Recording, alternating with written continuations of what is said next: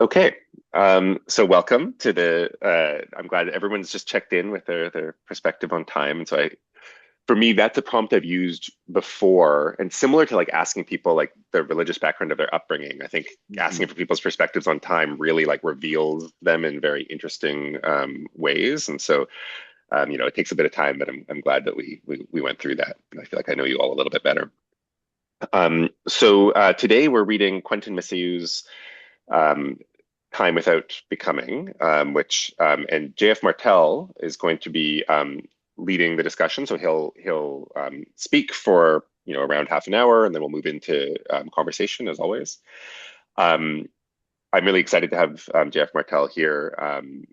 So I think I first came across JF through his podcast, Weird Studies, which is excellent. And so if you haven't seen it, it's this very well-read, thoughtful, experimental, artful uh, podcast. He's a co-host there, and I've learned a ton about all kinds of branches of philosophies, mainstream and esoteric. Yeah, really appreciating having him here. I also attended his Art in the Age of AI or Art in the Age of Artifice series, which, as someone who spent a lot of time in the AI and art space, there's a lot of the same dialogue kind of spinning its wheels. And this was something that just like felt like it had come from another planet and was really, really engaging with these very topical questions in a way that I found really, really refreshing. Yeah, really appreciating having JF here. JF has also got a feature in the upcoming issue of Orbital Studies, which is also excellent. Um, he does lots of other things, which I'm sure he can tell you about. I think he's working on a second book right now. He's a filmmaker. With that, I'll hand it over to JF, and the floor is yours. Thank you, Xavier. Yeah. So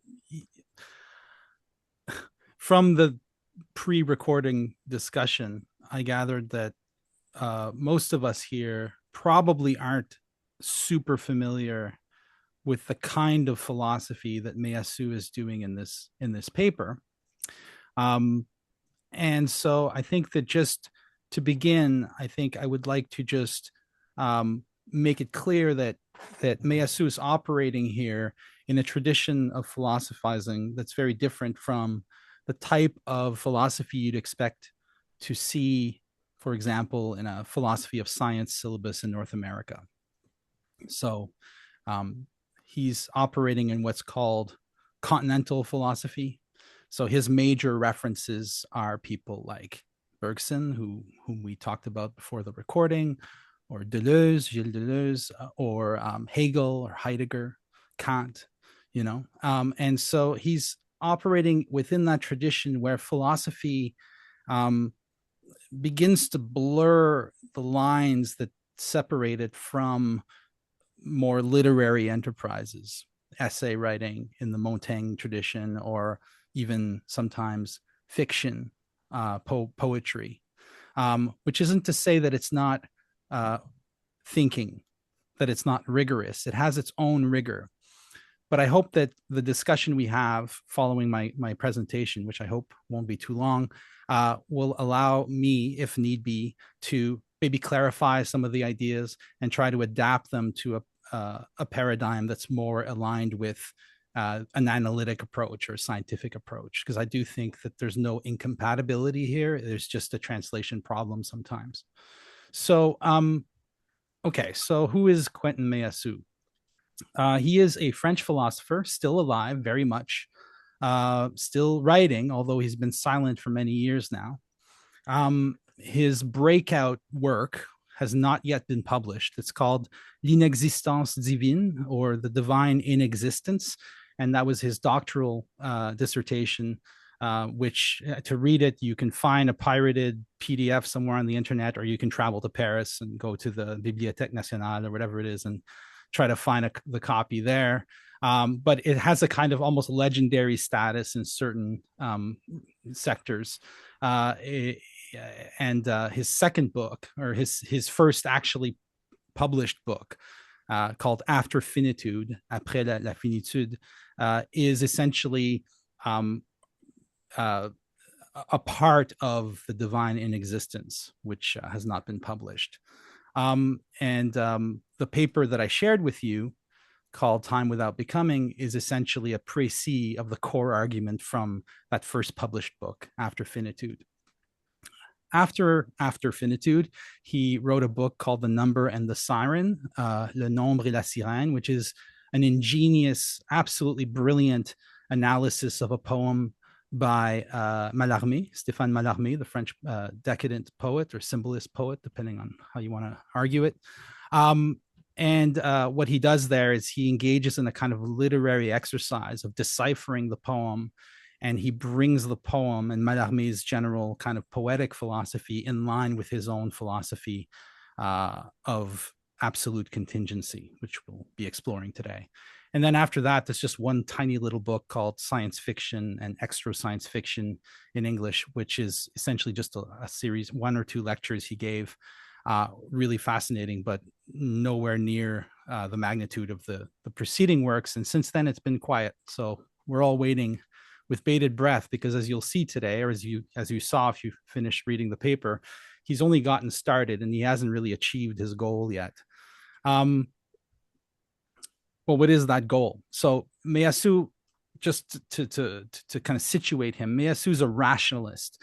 So he's coming straight out of the tradition that begins with Descartes.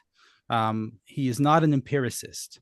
And the other thing I wanted to say was that Meillassoux is a materialist, but of a very, very strange kind. He calls his philosophy speculative materialism. And I would include it in the kind of array of new paths in philosophy that is sometimes referred to as weird realism, or speculative realism. And so causality for Meillassoux exists. He is a champion of the natural sciences, but causality cannot be thought of in law-like terms. Causality for him must be thought of as almost accidental, as you'll see. And because behind the appearance of causal closure for Meillassoux, there is a seething, what he calls hyperchaos, that must be thought. It's not something we can test for, but it's something that all your thoughts deep down presuppose. And that hyperchaos transcends or defies all sense of causality. In fact, it defies reason. Henry Bergson, whom we talked about earlier, once said that what we need today is a metaphysics that suits and accommodates natural science. Science needs its metaphysics.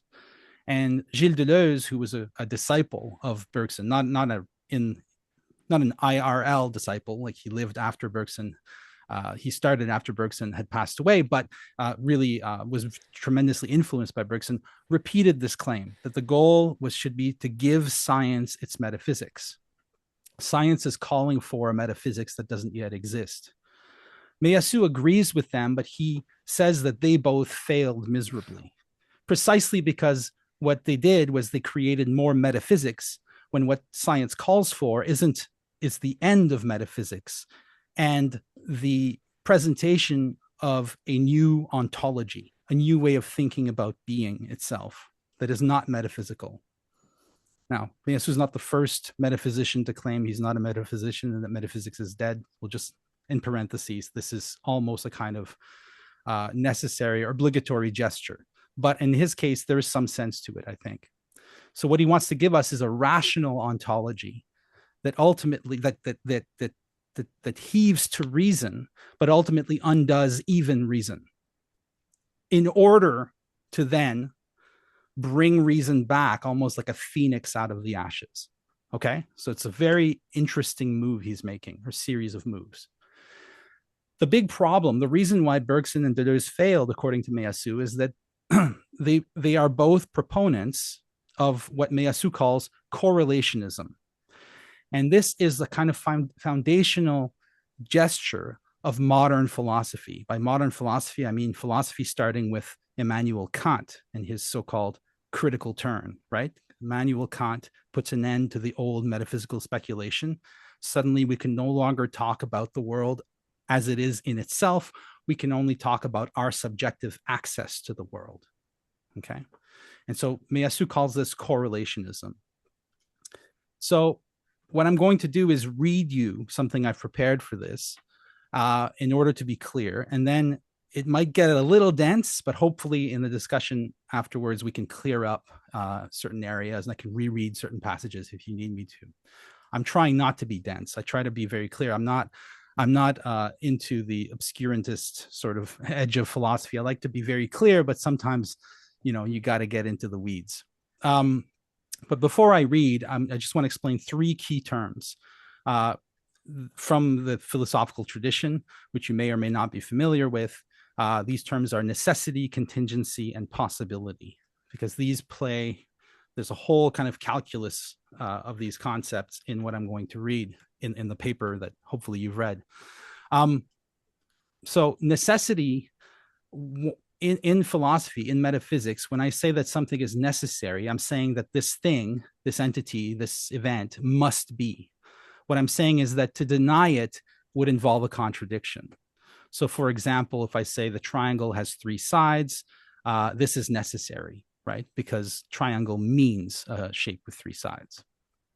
And so you might say existence is necessary because existence must exist. I cannot deny the existence of existence without contradiction. So just kind of a banal example. Contingency means that if something is contingent, it happens to be. It could exist or not exist without contradiction. So for example, you or me, we are contingent. We know that we might never have been born, that the world doesn't require us to exist in order to exist in itself. Or the color of a car, a blue car could have been red, etc. That's contingency. And then possibility defines what could be. So that is to say, what I can think of as potentially being without contradiction. So for example, a unicorn is possible. A horse with a horn is perfectly possible. Didn't evolve here on Earth, as far as we know, but it could. You could imagine that on some far-flung planet, there's a horse-like creature with a horn that would match in every detail our definition of a unicorn, including maybe even the healing powers of its horn. Who knows? The point is there's no contradiction in the idea. However, if I think of an unmarried bachelor, to take the old example in philosophy, that is impossible because a bachelor means someone who's married. Therefore, an unmarried bachelor is a contradiction. Therefore, that is impossible. Or is it? But anyways. So without further ado, let me read what I've prepared, and hopefully I'll be able here to kind of deliver to you the essence of Meillassoux' paper. So correlationism insists that we can't know the in itself, right? That we can't know ultimate truths about reality because anything we say about reality necessarily includes the act of saying it. In other words, we can't speak of the world without us, that is, without consciousness, because all of our claims already presuppose the consciousness from which we speak. There's no view from nowhere, to put it in a banal way. Every view assumes a viewer, a mind, a thought. Thought and world are inextricably correlated to one another, hence the term correlation. There is no escape from correlation. Here's a quote from the paper on page 1. Quote, "The argument for this thesis is as simple to formulate as it is difficult to refute. It can be called the argument from the circle and consists in remarking that every objection against correlationism is an objection produced by your thinking and so dependent upon it. When you speak against correlation, you forget that you speak against correlation, and hence from the viewpoint of your own mind or culture or epoch, etc. The circle means that there is a vicious circle in any naive realism, a performative contradiction through which you refute what you say or think by your very act of saying or thinking it." End quote. It was by overlooking this that the old pre-Kantian metaphysics was able to make claims about necessary beings like God or laws, and thereby to postulate the absolute. Kant put an end to that old metaphysics and ushered in what Meillassoux calls correlationism. Correlationism is first and foremost an anti-absolutism. What it denies at bottom is the possibility of making absolute claims, claims that were commonplace and indeed expected of philosophers before the critical turn occasioned by Kant. Unfortunately, this anti-absolutist stance creates serious problems for a correlationist reception of the discoveries and theories of natural science, which necessarily and by its very nature assumes the literal truth or the possible literal truth of its statements, something that philosophically speaking amounts to naive realism, understood as the correspondence or adequation of thinking and being, of the mind and the world. Science assumes that the mind is able to grok the world as it is. It does this as a matter of course. Meillassoux demonstrates the aporia or the paradox of the very notion of a correlationist science through the problem of what he calls the archfossil. He gives two examples of archfossils in his paper: radioactive isotopes and starlight. Both of these can serve to index events that occurred out there without us long before the appearance of life on Earth. The archfossil allows science to make what he calls ancestral claims. That is, claims of the type, for example, that the Big Bang happened 14 billion years ago, or that the Earth was formed 4.5 billion years ago. For science, such claims are not intended to describe events within subjective consciousness. They're meant to describe events that took place long before anything like a conscious subject existed. If correlationism is to remain consistent, it can't take the ancestral claims of science on their face. At best, it can say that science describes the past as it appears for us. Indeed, the past itself is the past only for us. It tells us nothing about the world without us, the world in itself. We're always already in the picture. That is the correlationist circle. And this troubles Meillassoux because he's seeking a way to recognize the exceptional strength of correlationism, while nevertheless affirming the validity of scientific materialism as a description of the real world, the world as it exists with or without us. Correlationism is thus uneasily opposed to the natural sciences, but it's much more confidently opposed to idealism. Okay, so for Meillassoux, idealism, or more broadly, subjectivism, because he wants to speak here of all those philosophies that make the subject essential. For Meillassoux, idealism tries to supersede the more skeptical form of correlationism by turning the correlation itself into a new absolute. So subjectivism claims that the reason we can't conceive a reality that's radically exterior to any subject is that no such reality is possible. The subject is the absolute and necessary condition of all existence, all being.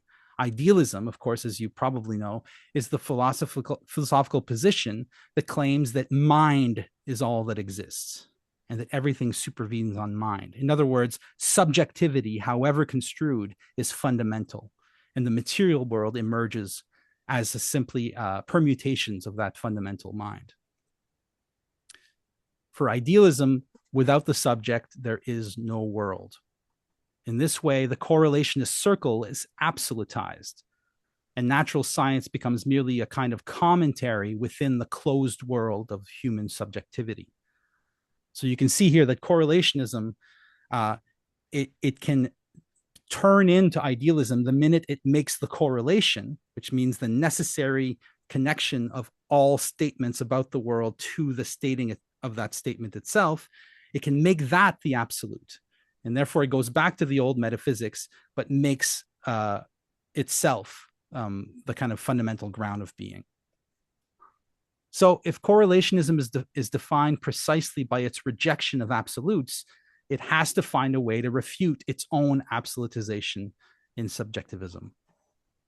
Meillassoux argues that the only way to do so is by making correlationism's programmatic negation of absolutes, its necessary rejection of all necessary beings, more than an opinion, The negation of absolutes has to become necessity in itself. In other words, what correlation needs to defeat idealism is an absolute refutation of all absolutes. And this leads Meillassoux to the decisive question. This is where he makes the argument: can thought think itself as contingent rather than necessary? Can we conceive the extinction of thought and the continuation of a world without thought? Never mind whether we can imagine it phenomenologically. The question is whether we can conceive it logically as a real and dense possibility, to quote Meillassoux. If we could not, then it'd be impossible to conceive our own death, something we are, of course, all perfectly able to do. To think my death, I must think a real possibility that doesn't depend on my thinking it, because the dead don't think. If death depended on my thinking it, I could never actually die. Therefore, the very intelligibility of death requires a possibility that's independent of correlation, outside the circle. Ultimately, what Meillassoux is talking about here is the apodictic contingency of thought itself, which means that thought is, by definition, and contingent. It could or could not be. To think thought as necessary would involve, for Meillassoux, a contradiction. Even as the inexorable correlate of all statements of contingent facts, thought reveals itself as contingent in nature when we assess it rationally. Thought can, or even must, think its own contingency. Mind can or must think its own facticity, which means the same thing. Subjectivism therefore errs when it claims that the subject or subjectivity is necessary. The subject is only conceivable as contingent. Okay, so correlationism is thereby radicalized by Meillassoux, but in being radicalized, it's defeated, and a way opens up back to a kind of realism that he's seeking. Correlation, thus radicalized, affirms the contingency of all things, and in fact, it affirms contingency as the only necessity. And insofar as this necessity can't itself be grounded in thought, this absolute contingency locates itself outside of thought. It becomes the new in itself, not as a thing or entity or God, but as the necessary non-existence of any necessary thing or entity. Correlationism refutes idealism only by refuting itself, because in refuting idealism, it has found something that is not correlated to thought: absolute contingency. Meillassoux calls this strange in itself hyperchaos, distinguishing it from ordinary intramundane chaos, the kind of chaos you might talk about in physics, by characterizing it as a form of time, a time that is no more aligned with disorder than with order, a purely creative and destructive time, distinct from the time of physics, capable of making or breaking any law, entity, or being at any moment without reason. The principle governing this hyperchaos is what Meillassoux calls the principle of unreason. In other words, reason, followed rigorously to its end, destroys the principle of sufficient reason, and with it causality, and reveals an irrational power at the heart of all things. And I'll end my little talk here by reading a quote from After Finitude, which is the book that this paper is kind of drawing on. Wait. What, can you repeat again Kant's principle of sufficient reason? I forget what it is. The principle of sufficient reason is not Kant. It's actually Leibniz. And it's the idea that anything that happens has a reason to happen. Anything that exists has a reason to exist. And Meillassoux is saying that this principle is radically false. We can get into the why after. But here's that little quote that I'm giving to you for more poetic reasons, but I think it really kind of conveys something of the energy of Meillassoux' philosophy. So he's talking here about hyperchaos, this non-entity behind all things. Quote, if we look through the aperture which we have opened onto the absolute, what we see is a rather menacing power, something insensible and capable of destroying both things and worlds, of bringing forth monstrous absurdities, yet also of never doing anything, of realizing every dream, but also every nightmare, of engendering random and frenetic transformations, or conversely, of producing a universe that remains motionless down to its ultimate recesses, like a cloud bearing the fiercest storms, then the eeriest bright spells, if only for an interval of disquieting calm. We see an omnipotence equal to that of the Cartesian God, and capable of anything, even the inconceivable, but an omnipotence that has become autonomous, without norms, blind, devoid of the other divine perfections, a power with neither goodness nor wisdom, ill disposed to reassure thought about the veracity of its distinct ideas. We see something akin to time, but a time that is inconceivable for physics, since it is capable of destroying, without cause or reason, every physical law, just as it is inconceivable for metaphysics, since it is capable of destroying every determinate entity, even a god, even God. This is not a Heraclitean time, since it is not the eternal law of becoming, but rather the eternal and lawless possible becoming of every law. It is a time capable of destroying even becoming itself by bringing forth, perhaps forever, fixity, stasis, and death, end quote. Now, as to how this grounds natural science for Meillassoux, well, this is where he ends. He's like, yeah, I've painted myself into a corner. But Meillassoux has this really great way of painting himself into corners and then taking this sudden leap onto another level. And so the first move he makes in that direction is to say that this hyperchaotic, quasi non-God hyperchaos thing, it can't just do anything. If there's at least one thing it can't do, and that's to produce a contradictory entity. Whatever it generates has to be consistent with itself. It can't produce an A that's also a not A. And that begins to ground the rational dimension of this otherwise completely non-rational infinite possibility that he's characterizing as hyperchaos. I have my own theories as to how you could bring this back and kind of affirm natural science through it. Whether or not we'll get into that, I don't know, we'll see. But that was my little presentation. Now, if some of it was too dense, I apologize, but let's try to clear things up if need be. So hopefully gave you a taste of it. All right. Thank you, JF. That was incredible. Yeah, so that's a lot to take in. We're moving into the discussion.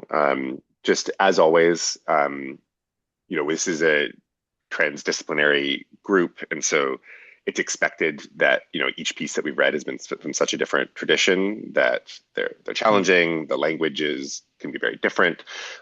We'll understand this in very different ways given our own backgrounds as well. So I just want to restate that context. So approach the conversation with a generosity of spirit. And otherwise, it's a small enough group. We've all been speaking together for some time, so I won't facilitate too heavy-handedly. Feel free to hop in when you want to speak. You don't need to directly respond to what the last person said or what's been placed in. You can think that you're placing your thoughts into the middle, and they may or may not be picked up, and that's okay. Yeah, please take it away. Well, if I may start, I'm obviously a fan of Meillassoux. I enjoy reading his work. Doesn't mean I agree with everything. But what I love about Meillassoux is that he's affirming an infinite possibility. And to me, that's sort of, I got to that thought by reading, actually, it was G.K. Chesterton in Orthodoxy. So G.K. Chesterton's a wonderful English writer of fiction and essays, journalist, but also an apologist, a Christian apologist. And he wrote this book, Orthodoxy, and he has a chapter in there called The Ethics of Elfland, where he kind of makes this bold assertion for infinite possibility as being an immediately accessible truth of the human mind via the imagination. And what I love about Meillassoux is how he pushes rationalism into this zone of infinite possibility. And I think that ultimately, I would say that I would defend Meillassoux insofar as I do think that ultimately all science, all inquiry into the nature of reality necessarily presupposes ultimate possibility. I mean, infinite possibility. This is baked into the scientific method. When you're at the hypothetical stage of conducting a scientific experiment, you are in a zone of dreaming.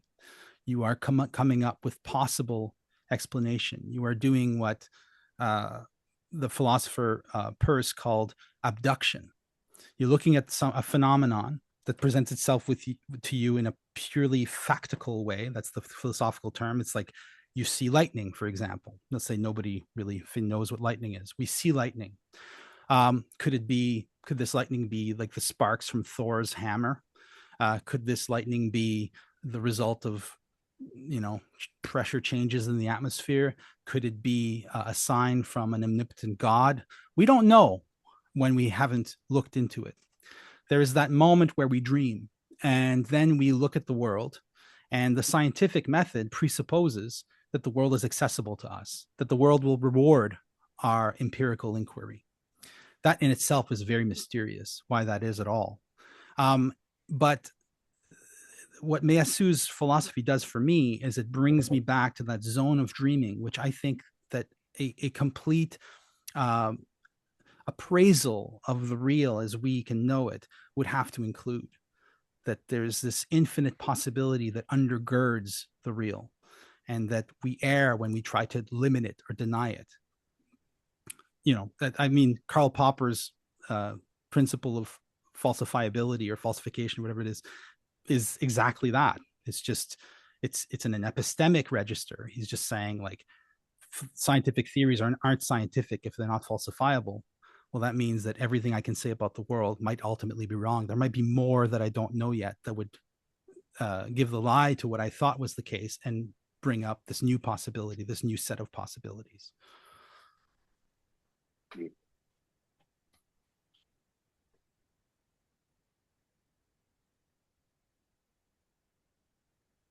Yeah, I'll hop in.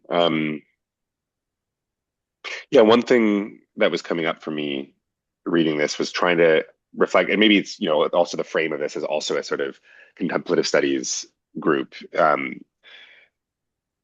There's one part of me that's like trying to really grok maybe you could say the logical structure of the ideas, but I think Jeff was pointing out the sort of the poetry of this tradition as well, and how it's like hitting on a few different registers. And so I think I did find myself, wondering, and I haven't, had enough time to sit with the piece after having read it to see how it's working on me, but I am curious, not just to like kind of understand it conceptually, but to understand what does it mean to have taken in this philosophy? In what way does it sort of like transform my thinking in ways that like I might see quite a bit later? And that's been some of my experience with the Continentals in general, is that often actually I'm quite annoyed when I read them for some reason. I think it's because of my own different tradition. And I'm trying to like figure out like the logic statements and whether or not they're accurate from like that other world.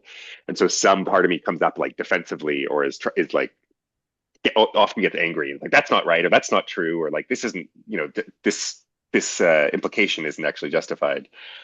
And so there's a practice for me in trying to let that go. And I have noticed, Meillassoux, I think, is connected with and friends with these, or maybe is part of this object-oriented ontology world, which I've noticed, having read, been annoyed by, and then like months later, those like restating those ideas as my own, and then remembering, oh wait a minute, that So I find myself curious. I don't have an answer yet. How this is really going to like work on me. And maybe the beginnings of a thought is it really felt connected with narratives of like the Buddhist conception of emptiness as this, in a sense, kind of fundamental ground, but you try to not treat it as a ground in quite the same way. And given that we did the codependent origination reading earlier, I think there's a connection there. And emptiness is always emphasized as a not a conceptual thing, but as something that you will gain through practice. And so, I wonder, Meillassoux, I guess, saying that logic, he's arguing that rational logic will point you towards the truth of emptiness, but maybe there's a second move that happens, which is in your heart, the full embodied sense of emptiness. And so I'm thinking about the difference of those two things. That's interesting, because there is something to be said about philosophy as a kind of contemplative practice. where at least that's the only reason why I'm interested in it, is that you'll take something in that seems very foreign and strange and sometimes absurd, but you sit with it and suddenly it opens up new avenues. And I do think that, I mean, even in the Eastern tradition, there are many examples, Nagarjuna, philosophers who try to bring us logically or rationally to something like emptiness, shunyata, and all that. So yeah, I think there's something to be said there, and I do like the analogy, the kind of like comparison of hyperchaos and codependent origination, which I do think that there's something there, like that kind of now out of which the world springs at every moment. And all these are just conceptual ways of trying to capture something that is experienced in meditation. I think that you could frame hyperchaos as a take on that, albeit, pitched to a rather kind of weird, because Meillassoux is a huge fan, you can tell, of like Lovecraft, and writers of weird fiction. And so he's always trying to make you feel something of like dread in his philosophy. But as he says himself, it could just as easily produce the most wonderful My Little Pony universe you could imagine. I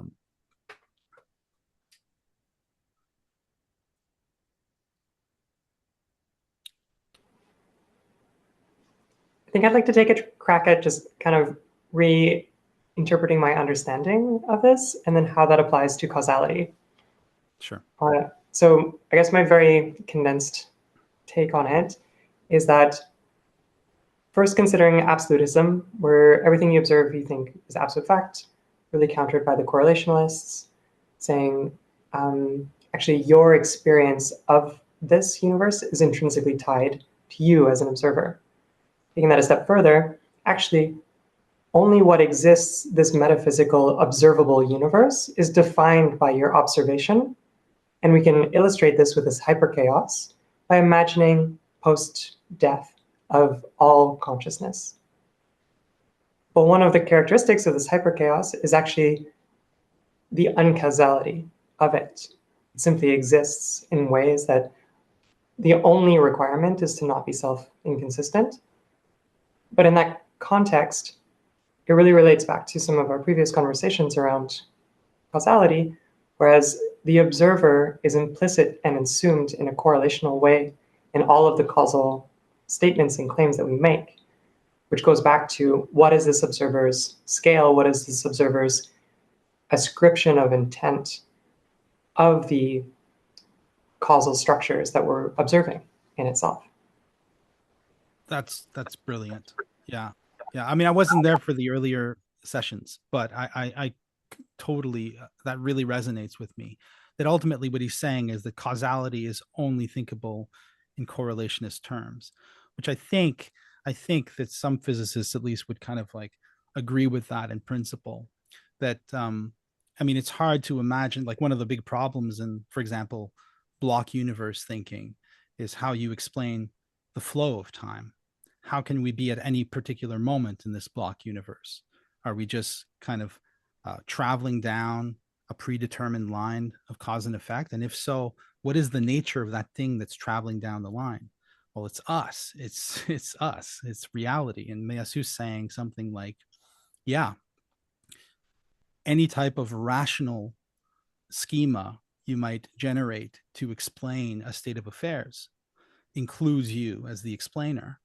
But behind that, in the very act of explaining it, of trying to explain it, you are presupposing and affirming an infinite possibility, a kind of non-causal ground, for lack of a better term, out of which worlds emerge.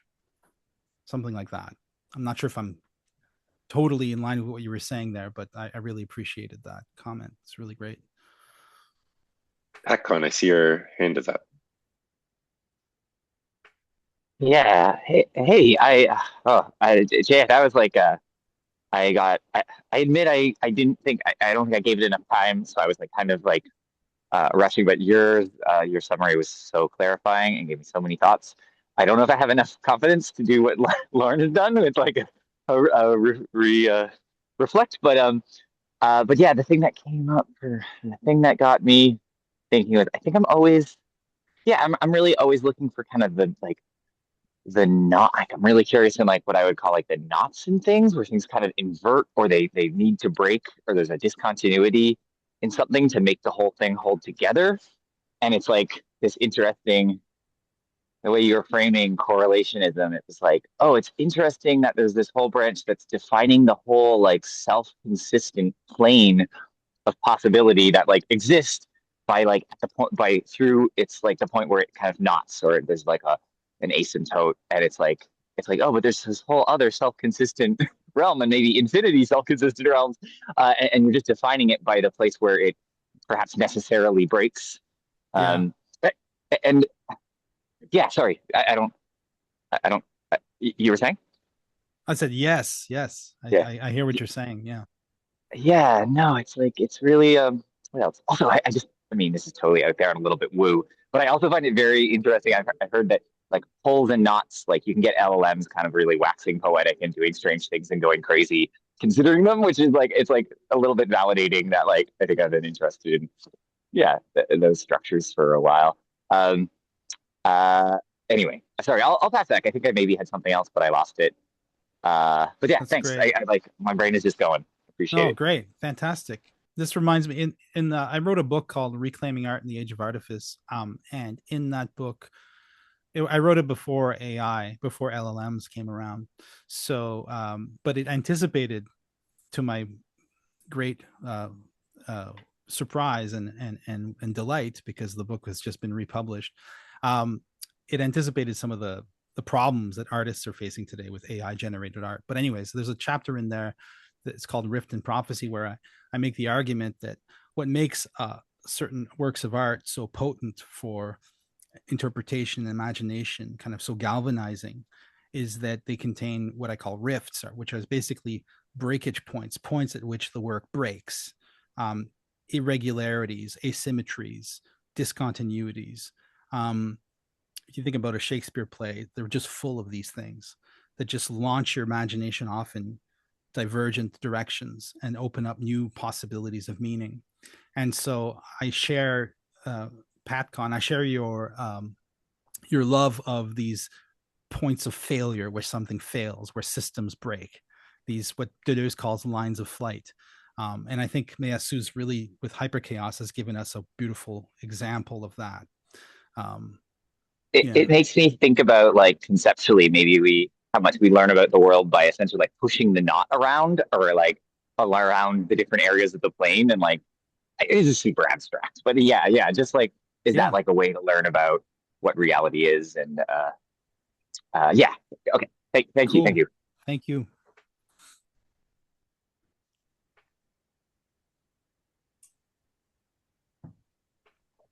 Perhaps I could come at it from a slightly different angle. With it's kind of a question, really, I think. So I was thinking about this hyperchaos. I was trying to kind of give it some space of where it exists, not as a thing, but as a function, I guess. So I was thinking about correlation, and I think there's a lot of things in there about correlation which sounds to me more or less sounds right. And I was thinking about to say where things become cohesively observable. So, for instance, if you take something like an elephant and a supernova, they both are within our range of being cohesively observable. So they kind of have a sense of stability in that domain. Now I can't correlate a elephant to a supernova particularly well. But I could say perhaps that they're both admissible structures in the universe. So they've come about but they're not correlated as objects, but they're correlated in the sense that they're both a victim to sort of thermodynamic to entropy and so on and so forth. But also my own cohesive observing of it has thermodynamic cost. So I'm wondering the hyper chaos sounds to me like it's almost like it's pre-structure or pre-structure, therefore pre to the thermodynamic or the entropy cost that these structures have. And if it's pre that, then it must have some kind of symmetry to it rather than asymmetry, which is what an elephant and a supernova actually has. Mm. So I'm interested what you think in terms of that, the symmetry of hyperchaos, because it feels like when I was reading it, it felt like it would like hyperchaos was kind of reaching for a symmetry, but it also was like it's like trying to encapsulate a symmetrical asymmetry. I know Yeah. that's a bit counterintuitive, or an unreasonable reasonableness, Yeah. or something along those sort of lines. Is that correct? Is that right? That's how I read it too. Maybe one way of kind of clarifying where he's coming from is to I think what you said is brilliant. How is an elephant? How can we correlate both an elephant and a supernova to a kind of like how can we fit them both in a kind of stable paradigm? Well, we do that because you mentioned the laws of thermodynamics. We have a particular rational construal or model of the universe that admits of certain things and rejects others, right? So but what Meillassoux is saying is that model itself is inevitably correlationist. But at the same time, what he wants to say is that when science does science, when science mathematizes nature, it's breaking out of the correlation and getting to a kind of asymmetrical symmetry behind all the phenomena that we take to be real, and that asymmetric symmetry behind all things is actually what mathematics gives us access to. So for Meillassoux, probably should have mentioned this, he's a disciple of Alain Badiou, who says, he argues that mathematics is ontology. When you're doing mathematics, you're working on being itself. So Yes, even mathematics has a thermodynamic or an entropy cost. To even count, to go from 1 to 2, the practice of mathematics requires energy. Yes, the practice of mathematics does, but mathematics taken from what in the philosophy of mathematics you call the Platonic or Platonist perspective is that mathematics itself is not subject to entropy, and is simply the kind of crystalline structuring non-structure behind all things. And but then would you say it's prior? Would you say it's prior to structure in that case? It's prior, but not temporally prior. It's ontologically prior. Okay. Yeah. You get into paradoxes pretty quickly, because how would this mathematical existence obtain without some kind of manifestation? Now, one of the other figures that Meillassoux draws out of hyperchaos, he draws non-contradiction as a necessary property of hyperchaos, but he also draws the necessity that hyperchaos creates something. Hyperchaos cannot produce a nothingness, because a nothingness that exists would be contradictory. And therefore, the minute you have a contradictory entity, it's necessarily necessary. Anyways, I won't get into all that. But the thing I wanted to say was this. Meillassoux wants to get back to the kind of access to reality that the pre-Kantians had. People like Leibniz or Descartes or Thomas Aquinas or Plato. They thought they were thinking the world as it is. They thought that all humans could disappear and you'd still have the realm of forms. You'd still have all that. That thought had privileged access to the real as such. That ends with Kant, who tells us we can only speak about the structures by which we cognize the real. And he's trying to get back to that, but he can't get back under those old terms. He needs to find new terms for it. And he does it by radicalizing correlation and finding within it the point where it breaks, which is it needs to think even of itself as contingent. And therefore, he can affirm out of that absolute contingency. So he replaces God, the rational creator of the old metaphysics, with hyperchaos, the irrational or pre-rational power for anything to exist for any reason or no reason at all. I don't know what the religious affordances are of this, but that's where he ends up. Isn't that called the demiurge or something like that? It's a There are in Gnosticism, the Yeah. idea. Well, the demiurge in Gnosticism is he's derived from the true God, but the true God for the Gnostics was not a rational, beneficent creator. He was goodness because he was pure non-being, insofar, or he was pure being but non-existence. Anyways, so yes, there are kind of Gnostic shades to Meillassoux' philosophy, that we are subject to the whims of a completely, I'm using the term technically, a completely idiotic divine power.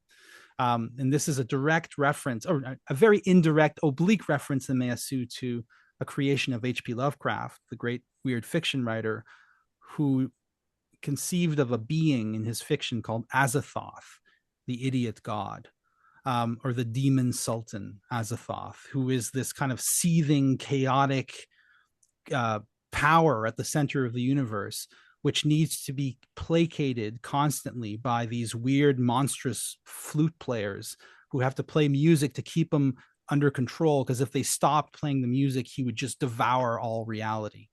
So there's something of that in Meillassoux' idea of hyperchaos. But what I think he's trying to do here, he's trying to pack some affective punch in his idea to make us feel this kind of irrational potentiality that all of our thoughts presuppose. The very fact that I can theorize or hypothesize about lightning means that my mind has direct access to this kind of seething, this primal power of the real itself to generate all kinds of worlds, not just the one we happen to think we live in.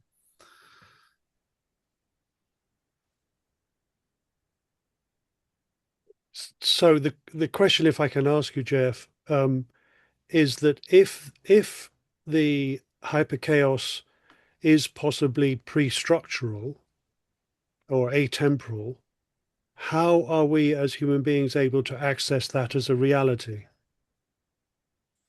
Through reason. And how do we explain? Okay, well, through reason. Meillassoux believes that he's a rationalist, as I said at the beginning, and he really believes axiomatically that reason can guide us to truth.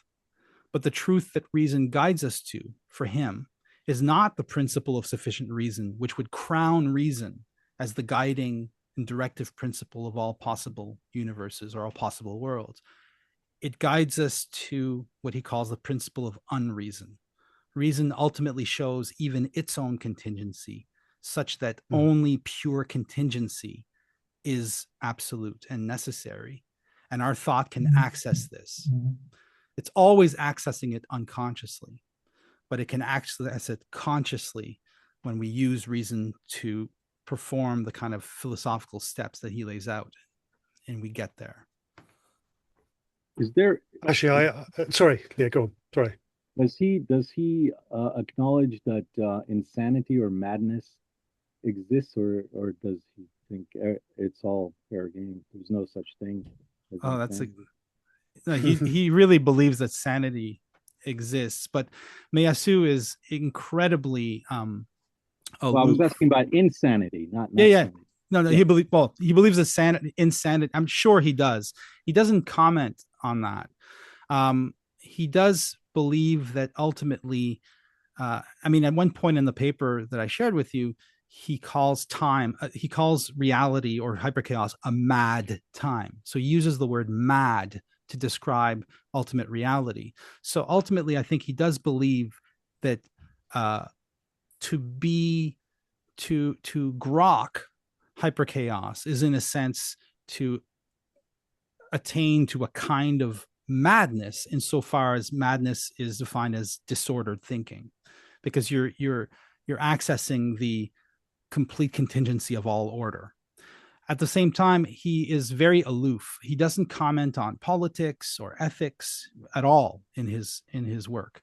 He is simply doing pure ontology, so it's very hard to know what his take would be, say, on like insanity versus sanity. My intuition is that he would say that to look at reality soberly and to be able to absorb the revelation of hyperchaos is the definition of sanity or wisdom in the philosophical tradition. Yeah. It reminds me a little bit of the theatre of the absurd and the theatre of chaos, which was a theatrical movement in which was partly started or supported by Jodorowsky in Chile. And you just didn't know what was going to happen next. But Yeah. out of that chaos came something not reasonable, but something understandable. Yeah. Something of some perhaps even moral value, something of ethical import or something. So yeah, I mean, there are connections, I think, with like in his short little book that he wrote later on. It's called, in English, it's called Science Fiction and Extra Science Fiction. He kind of approaches the same problem. He's talking about science fiction as a type of fiction that imagines possible world that are by definition rational and rationalizable. Then he's speculating. He says, do we have fiction that gives us a truly hyperchaotic world, a world where changes happen without reason? And is it possible to write a fiction of that kind without the fiction breaking up into a kind of madness, into a kind of incoherence? And it's weird. He seems to think that fiction doesn't yet exist. But I just reread J.G. Ballard's The Crystal World, and I think that Ballard's fiction is a perfect example of what I would call extra science fiction, a fiction that belongs to the age after science, which isn't to say that it negates science. It's thinking of the metaphysical implications of what science reveals. And it gives us a world that is very, very strange, where changes in the environment, for example, might occasion complete changes in our cognitive powers, for better and for worse. Suddenly, what we thought was important, like, for example, I think it's important to do physics, to investigate the physical nature of the universe. Well, before you start doing science, that's simply a kind of axiological position. You just decide that it's important to do that. There's no reason why it's important. You might give a reason, but those reasons are contained within a human world where certain enterprises and certain activities have value. And so what if suddenly this crystallization process that begins in Alpha Centauri, then bleeds into Earth and starts to change us into crystalline beings? Well, suddenly maybe doing physics won't seem that important anymore. The entire framework of our valuation will completely shift. And this type of like really kind of vertiginous infinite possibility that Ballard explores in his fiction, I think is a little bit very similar to what Meillassoux is trying to get at in his philosophy.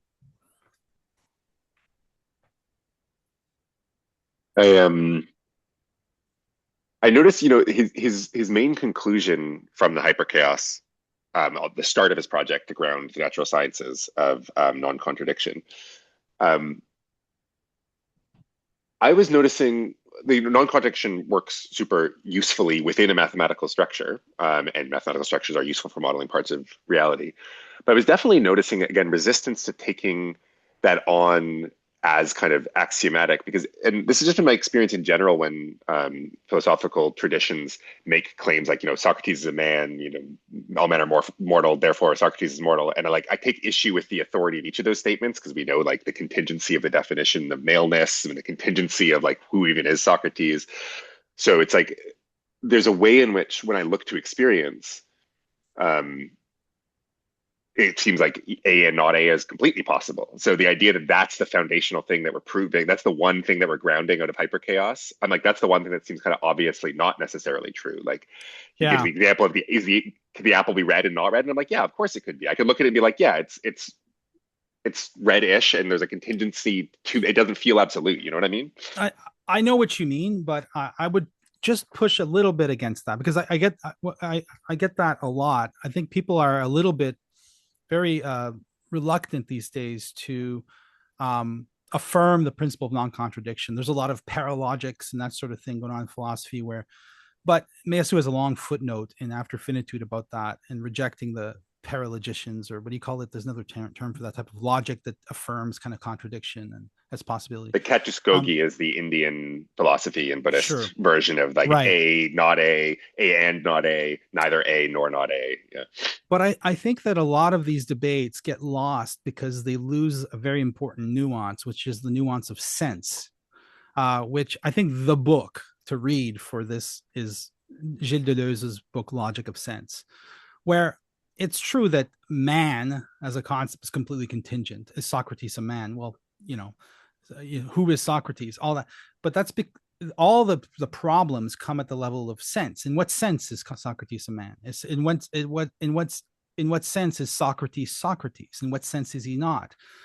But at any particular level of sense you wish to land on, I think that nonetheless, even what you just said presupposes a basic affirmation of the law of non-contradiction, which is why in symbolic logic, you don't say Socrates is a man, you say A is not A.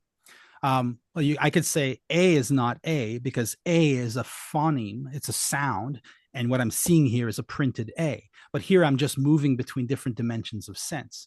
So you're right, though. In actual existence, everything we see, everything we touch, is construable as a contradictory thing, because we can only capture some of its being with our language, and therefore there are other things that would negate what we said about it. But in the realm of pure abstract symbolic logic, that kind of structuring of the possible in logical terms is still implicit, even when we deny, for example, that Socrates is a man, or that Socrates is a man because, even when we reject a syllogism. That's a big conversation. And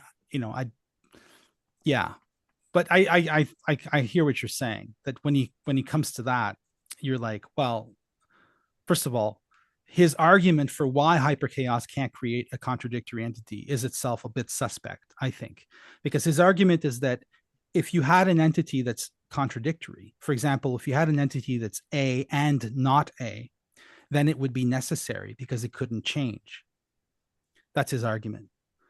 As something that can't change is necessary. It's already what it could become, and therefore it's necessary. So if hyperchaos is to be hyperchaos, the such things can't exist. But it seems to me that something could be contradictory in one of its aspects, but not in others. So I'm not sure if that argument is quite as. Yeah, I felt that as well. Yeah. While still finding it intriguing, even the way it conceptualizes time as this change of attributes, I thought that was compelling out of that. Yeah, it's the first moment where you even see why he's making hyperchaos somehow equivalent to time, because there's this idea that the contingency is time in some sense. Yeah, exactly. Yeah. I'm aware of the time. There's just 2 minutes left till the top of the hour. We can possibly stick around for a little bit afterwards. I don't know if JF has to leave, but now's a great opportunity for any last unsaid thought that wants to be said. Yeah. Just check out the link I provided for historical perspective. I'm curious if anybody has any comments. You can email to the group discussion on high-low, or me personally if you want. I'm curious if you think it's relevant or not, or what you get out of it, if you like it. Okay. Arch Druid Report Mirror, that one? That one. Well, when I send the follow-up email, as always, I'll give a link to that high-low forum, and people can engage there. Yeah, well, I'll just close off. Again, a huge thanks to JF. That was like masterful, as always. I'm really appreciating you sharing. I feel like this has just been very fruitful in general. This is also the last scheduled reading of the Causality series. So, we may, if ideas come from the ether, there's lots of things I'm curious to read that I might lead or might find others. We may also expand. Orbital Studies wants to keep doing these sort of very challenging reading groups. I think that's really important for us to expand our minds, have a sense of where the energy is happening across many different fields. And so this is something that's very important to me, and it's really been a pleasure to do with all of you. It's much easier to think together, I find. So I just really want to thank everybody who's come to the series so far for your participation and your presence and your effort. And Yeah, well, I'll certainly be in touch about one of the many things we're always up to, and perhaps another causality thing shows up down the line. But thank you all for participating in this series.